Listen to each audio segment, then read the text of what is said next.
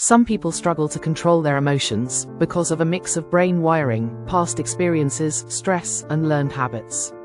Emotional regulation is a skill, and when it's never taught, or when the brain has been under chronic stress, that skill does not develop properly. Some possible causes are an overactive amygdala. The amygdala is responsible for emotional processing, especially fear, anger, anxiety, and threat detection. It decides almost instantly, is this safe or dangerous? Triggers emotional reactions before you're even consciously aware of them. It is responsible for the fight, flight, or freeze response. These responses happen in milliseconds, before the thinking brain even catches up. It helps tap strong emotional experiences so you remember them. Helps you read facial expressions, tone of voice, and emotional energy in others. The amygdala can override logic if emotions are too strong. When the amygdala is overly active, a person can have panic attacks, emotional outbursts, anxiety, PTSD triggers, and overly reactive to minor things. On the flip side, the person can have an underactive prefrontal cortex. The prefrontal cortex is the brain's pause and plan center. The prefrontal cortex is the front part of your brain's frontal lobe, right behind your forehead.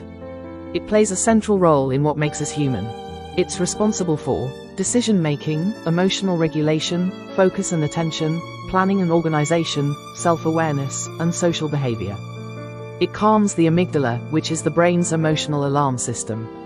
It works with the hippocampus to access memories when making decisions.